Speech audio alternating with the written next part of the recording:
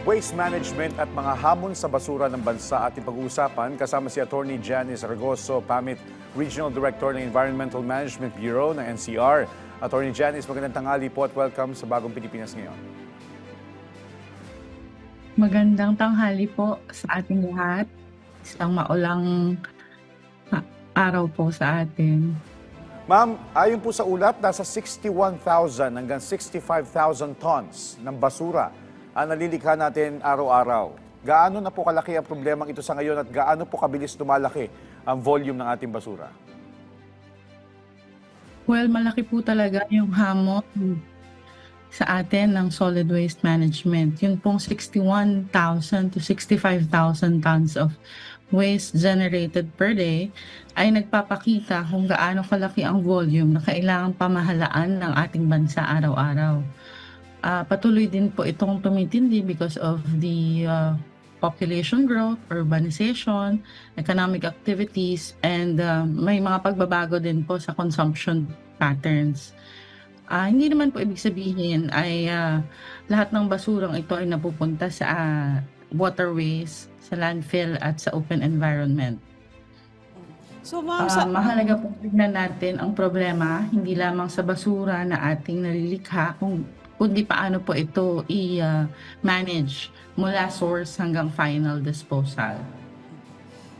ma'am, sa datos na ito, ilang porsyento lamang yung kabuuang basurang nakokolekta at ilang porsyento po yung maaaring napupunta sa waterways, kalsada at iba pang lugar? Ano po yung nakikita ninyong dahilan nito? Kasi nung isang araw, pumunta ang Pangulo dyan sa Pasay, doon sa Manila Bay, napakalaking basura talaga ang laki ng area ng basura na halos pare-pareho yung itsura, yung mga malalaking galon ng tubig, mga styro, na sabi nang galing pa sa Cavite. So ano po yung ilang porsyento talaga yung nakakarating dito sa Maynila or ilang porsyento din po yung nakokolekta araw-araw lalo na sa ganitong panahon? Yes, ma'am. Actually, hindi pa po natin naaabot yung 100% collection coverage. At nagkakaiba-iba rin po yung antas ng collection efficiency sa bawat local government unit. May mga available po tayong national estimates, ngunit mahalaga rin pong linawin na hindi lahat ng uncollected waste ay automatically pong napupunta sa waterways, sa kalsada o sa iba pang lugar. Meron po tayong mga tinatawag na materials recovery facilities.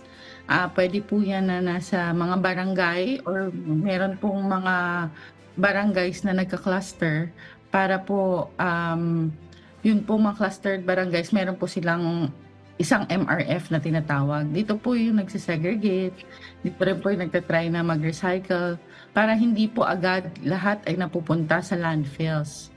Yun po. So, meron pa rin po mga kakulangan ng collection vehicles. Meron pong instances na hindi po regular yung collection, lalo po yung sa mga malalayong lugar o mga maliliit pong mga eskinita. At yun po, yung hindi maayos na segregation at source. But as of now, we already have 63% barangays with access to these materials recovery facilities. Attorney Janice, opo, narinig ko po yung sinabi nyo na meron tayong datos at national level at nagbavari po, nag-iiba-iba yung sa LGU. Siguro po kung maaari nyo lang bigyan ng datos, dun sa gaano karami at the national level ang napupunta sa mga ilog, estero at dagat. Kasi po, nung nakita nga natin sa mga litrato at sa mga video, talagang lumulutang-lutang, but we have to also be data-driven. Meron po ba tayong datos? Gaano kalaki at an average national level ang kontribusyon nito sa pagbabara ng drainage at pagbaha, attorney? Yes, Yusek, yun pong sinasabi pong national estimates tungkol sa waste collection is actually different nga po per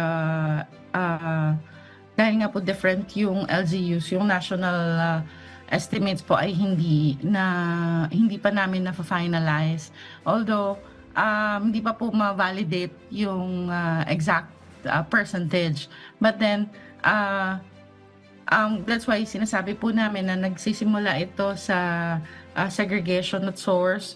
So kung meron po tayong maayos na segregation sa atin po mga bahay, papunta po sa mga materials recovery facilities, mababawasan po kasi yung leakages sa environment po natin, including these waterways. Opo. Attorney, siguro i-follow up ko na lang yung tanong para maintindihan rin ng ating mga nataganood, no?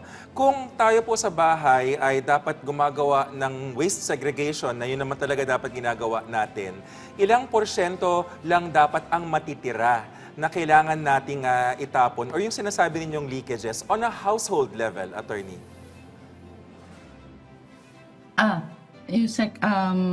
Depende rin kasi sa waste ng household yan po.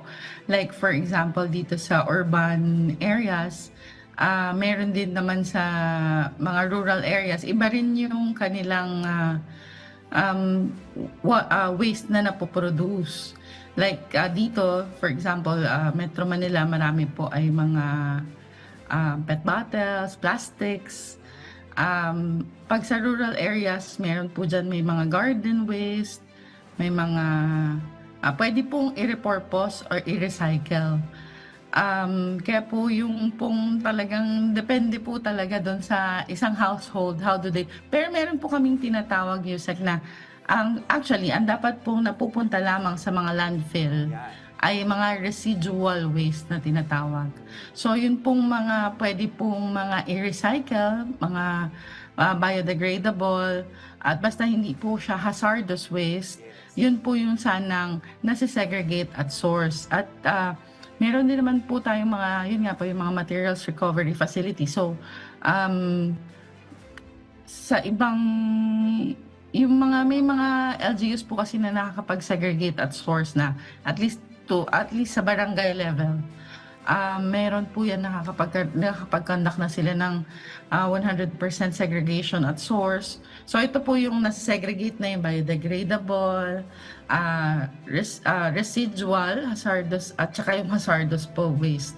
So yun po yung mga kailangan po nilang i-segregate sana ng kanya-kanyang bahay para po maiwasan po natin yung pagkakaroon ng mixed waste.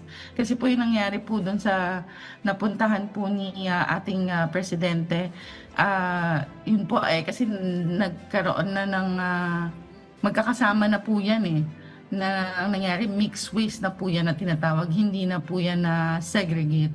Although sa atin po mga clean-up activities, at talaga po may mga nakikita rin tayo dyan na mga basura during our clean-up activities sa mga barangays, para po, kaya po, yan po ay talagang nagdulot na nung baha talaga siguro, at yung malakas po na habagat, kaya po na anod po sila dyan. So, ma'am, paano po yung segregation ng mga malalaking basura? Kasi may mga nakikita tayo ng mga refrigerator, kutsyon, mga sofa na nandyan. So, paano po? Sino pong nagsisegregate ng ganon? Ayun pong tinatawag na, special waste. Mga ano po yan dapat po pag nilabas yan, doon lang nga po yan sa, yung iba-ibang LGUs po kasi meron po silang mga araw na sa kanila po mga ordinansa. Meron po yung mga araw na pwede pong i-collect ang construction, debris waste. Ito po yung mga municipal solid waste na meron din po mga araw na ganun sila nagko-collecta lamang. So, pag kinolect po yan, meron naman po kasi tayong mga instances na andyan po yung mga kaya nga po i-repurpose, i-recycle. So, yan po yung may mga junk shops po na pwedeng pagdalhan ng ating mga household kung hindi na po kailangan, para hindi na po na itatapon kung saan-saan. At yun din po yung purpose ng ating mga materials recovery facilities. Kasi sila po yung nakakapag-segregate at nakakapagdala kung alin po yung mga parts na pwede pa itong i-repurpose, i-recycle po, at gamitin for other purposes. Pwede rin po na i-repair ito. Yun po yung mga waste management practices po sana natin. Okay. Yan po. Well, Attorney, may follow-up lang po ko doon sa nabanggit nyo kanina, yung ilang mga lugar na walang access doon sa materials recovery facilities, yung MRF. Paano po yung coordination ninyo sa mga lokal na pamahalaan? Paano nyo po sila tinuturuan na yung mga ilang basura nila ay maaari ng recycle at gaya nga po na nabanggit nyo, nadalhin sa junk shop sa kanilang mga lugar. Para nang sa gayon ay hindi nila maitapon sa maling lugar at pag dumating nga itong sama ng panahon, dulutang na lang sa ating mga bodies of water. Yes po. So nakikipag-coordinate po. Meron po kasi tayong tinatawag na National Solid Waste Management Commission na kabilang po doon yung iba-ibang agencies. Andun po yung DILG at yung atin pong mga regional offices din ng Environmental Management Bureau na under po ng Department of Environment and Natural Resources. Nakikipag-coordinate po yan sa iba-ibang local government units. Bukod pa dito, meron pong 10-year solid waste management plan po kasing ina-approve sa bawat LGU. Nakaplano po kung paano i-manage yung ating solid waste. So, para po matugunan po yung hamon natin dito sa lumalaki pong waste management po na kailangan nating ayusin po. So, yan pong mga coordination sa ating mga LGUs. Meron din po tayong coordination sa DILG at sa respective regional offices din po nila para po yung shared responsibility po natin sa ating solid waste ay mapagtuunan din po ng pansin. Nakikipag-ugnayan din po kami sa mga business establishments, especially po nung na-enact po yung ating RA 11898 or the Extended Producers Responsibility Act of 2022, meron po tayong tinatawag na mga obliged enterprises. So ito po mga ito ay kailangan po nila ng mag-divert ng kanilang mga waste diversion na tinatawag at meron pong percentage na kailangan i-comply yung ating mga obliged enterprises. So ito po mga ito, meron na rin po silang mga ginagawang programa para po makakomply po doon sa ating EPR Act of 2022. At may tanong po, attorney mula sa GMA News Desk, ano daw po ang isinasaad ng Extended Producer Responsibility Act? Paano daw po pinaiigting ang pagpapatupad nito at kumusta naman po ang compliance? So, ang EPR Act po ay isang paradigm shift sa ating solid waste management. So, nasabi ko na po kanina, bukod po sa responsibility ng government at LGU ang waste, dito po under RA 11898, meron po tayong tinatawag na mga obliged enterprises o yung mga producers sa buong life cycle ng plastic packaging. Kailangan po nilang mag-comply dito sa ating EPR Act. So, nagkaroon po ng registration at monitoring po ng ating obliged enterprises. Meron din pong validation at third-party audit ng mga diversion rates na sinubmit po nila at monitoring po ng kanilang EPR program. So, under the law po kasi we have under 2023 dapat 20% nung na-produce nila na plastic packaging would be diverted or hindi po siya mapupunta na diretso sa sanitary landfill. By 2024 it's 40%, 2025 it's 50%, 26, 60%, 70%, 80% by 2028. So, noon po nagkaroon ng audit at nagkaroon po ng validation ang EMB. Nakaka-comply naman po yung ating mga obliged enterprises dun sa required po nila na diversion rate under the law. Okay, dagdag ng tanong po mula sa GMA News Desk, attorney, ano po ba ang mga obligasyon ng mga pribadong kumpanya sa ilalim ng EPR law patungkol sa plastic package recovery? Maaari po bang i-discuss ang recovery targets kada taon?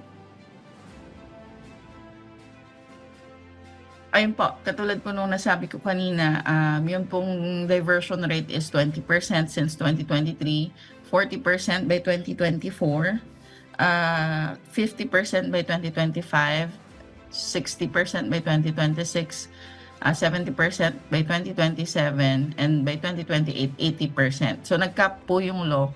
As of now, we have the 80%. By 2028 onwards and beyond, it should be 80% yung diversion rate ng ating mga obliged enterprises in terms of plastic packaging.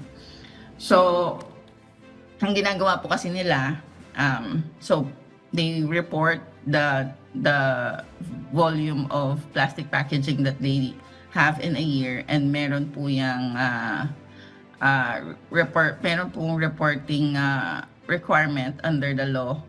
And then dapat po, for example, in 2023, nakapag 20% po sila na diversion rate. So for example, 100 kilos of plastic packaging ang nilabas nila, dapat nakapag-divert po sila. Ibig sabihin, nakapag-collect po sila ng 20%, at least 20% of their plastic packaging produced in that year. So meron din po kaming audit na tinatawag. So ino-audit po natin yung mga obliged enterprises na nag-report po na ganito po nilang waste produced, and therefore plastic packaging produced, at paano po nila nagagawa yung 20% na compliance dun sa diversion rate. Yung diversion rate, pwede po yan na upstream or downstream. Yung upstream po na tinatawag ay pwede pong, instead na before, malaki po yung kanilang plastic para magmukhang malaki yung packaging ng kanilang product, but because of the EPR law, niliitan po nila yung plastic nila, yung sachets nila, or for example, niliitan po. That's what we call as an upstream strategy. Meron din pong yung design, for example, instead of yung sa mga rigids naman po, instead na makapal yung plastic, ay lilitan din po yung kanilang plastic content. Pero of course, they still have their studies kung may mga products, may mga sinasabi po kasi sila na may mga products na kailangan ng yung sa moisture, yung sa color, yan. So, yun pong mga yun, ang kino-consider nila before they do this upstream strategies to lessen yung plastic packaging produce nila. So, doon sa mga downstream naman na strategies, ibig sabihin po yung mga nailabas na nila na plastic packaging, tumutulong po sila sa clean-up activities or nakikipag-partner po doon sa ating mga non-profit organization na kaya pong gumawa ng mga, for example, from plastics to chairs, or meron din po silang mga tinatawag na trash to goods program. Pupunta po sa isang barangay, tapos yung mga barangay or yung mga communities po na yun, may dala-dalang mga pet bottles, may dala-dalang mga plastic sachet, at ikikilo po yun, at hindi po necessary na doon sa product nila, for example, a brand, hindi po necessary na puro brand nila yung kailangan nilang i-collect lahat. So, pwede pong i-collect nila ay kahit ibang brands ng plastic, or kahit anong brand ng plastic, or kahit walang brand, as long as they have collected the required na compliance diversion rate po natin. Attorney, So, yun po yung ginagawa ng ating mga obliged enterprises. Opo, Attorney Janice, nabanggit niyo rin kasi yung audit, upstream, saka downstream. Nakita natin dun sa Manila Bay, puro downstream, daming basura. Meron kayang sistema para malaman kung saan upstream matutukoy yung mga lugar o waterways na pinanggalingan ng mga basurang yon, sa mga upstream na yon? Meron ba tayong gano'n, Attorney Janice? Ito po, Yusek, currently, we're institutionalizing a standardized and science-based approach for marine litter monitoring. Kasi yan po, marine, nandyan na po sa tubig na. So, meron po kaming meron po sa DNR-EMP na National Plan of Action for Marine Litter. Yan po. Kaya po, nag-start po ito. At ngayon po, ay meron na tayong dina-develop for validation po, for field validation ng Harmonized Marine Litter Monitoring Manual.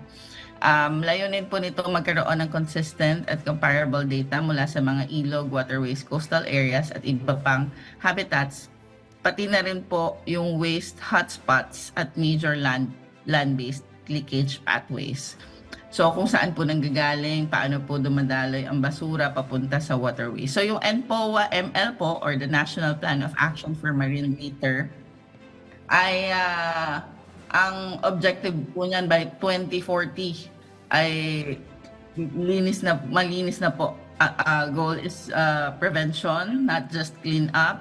So yun na po yung ating working towards that na po, USEC and atin po mga kasama po dyan sa PTV. So, ma'am, ano po yung nakikita ninyong hamon sa pagpapatupad nitong Republic Act 9003 o Ecological Solid Waste Management Act? Pwede niyo po bang ipaliwanag ang batas na ito para na rin po maintindihan ng ating mga kababayan? Yes, ma'am. Ang RA 9003 po ay 25 years old na batas. Kaya po may mga hamon po sa pagpapatupad nito. Nakita na rin po namin yung implementation gap.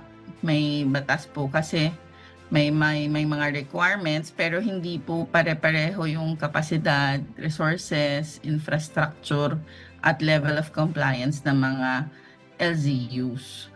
Kaya po kailangan nating patuloy na palakasin ang segregation at source, segregated collection, ang functional MRFs, napakahalaga po nito. Recycling at composting. Meron po nitong mga LGUs talaga na may mga best practices on composting and recycling. Yun din pong transfer and transport na sana ng ating residual waste na napupunta dun sa ating mga landfills.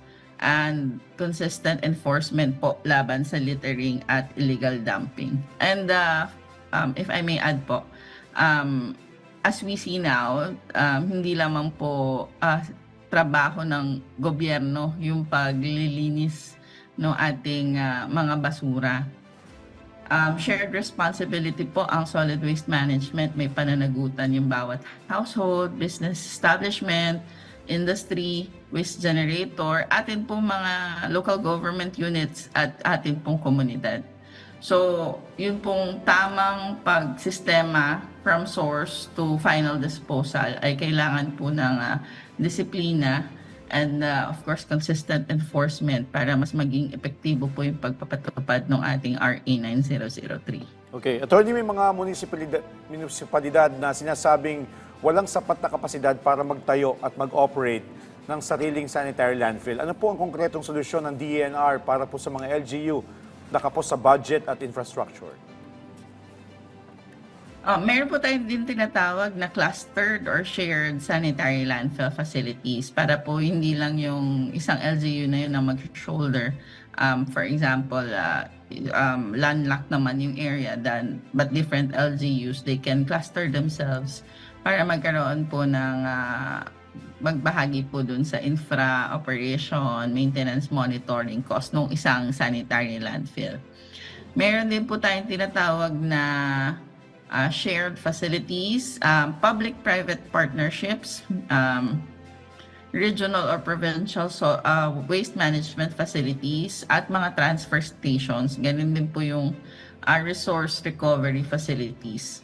So for DNR EMB po, patuloy po kaming magbibigay ng technical guidance at regulatory oversight, monitoring at capacity building po sa ating mga LGUs. So, Attorney, ano po sa tingin ninyo yung teknolohiyang kailangan para masolusyonan itong problemang ito? No? Kailangan po ba dyan pwede po ba yung malawakang paggamit ng waste to energy technology? At saka alam natin, meron mga Filipino inventors na nagre-recycle ng basura at ginagawang bricks. Paano po yung dapat gawin dito para ma-encourage yung mga LGU na tangkilikin yung mga ganitong teknolohiya? Mahalaga po yung teknolohiya. We can say that but first and foremost po, kailangan po natin siguro sundin yung ating waste management hierarchy. So mauna po muna yung avoid or reduce, reuse, recycle, recover, treatment before final disposal.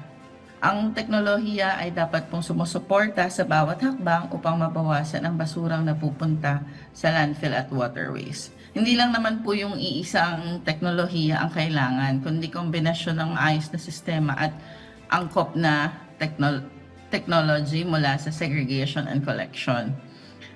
Possible po ang isa pong technology is as already mentioned by our President, possible po yung waste to energy sa Philippines.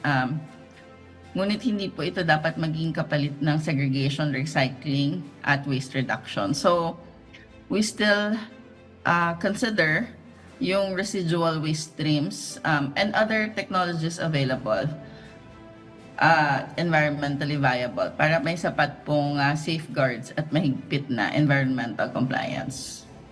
Attorney Janice, ulitin ko lang yung sinabi niyo yung hierarchy: avoid, reduce, reuse, recycle, recover, tapos final disposal. Kumbaga, sunod-sunod yun. Ma'am, alam na nga natin ganun yung hierarchy. Mukhang sa bawat step na sinasabi natin ay meron pa rin talaga mga pasaway na paulit-ulit na nagtatapon ng basura sa ilog, estero at iba pang lugar. Bata pa lang po ako, kami nila Asa Kuweng at ni Joshua, narinig na natin, no, ang basurang tinapon mo ay babalik sa'yo. Yes. So, attorney, paano natin masisimulan ng pagbabago? Sino ba dapat talaga ang magbago at magsimula nito?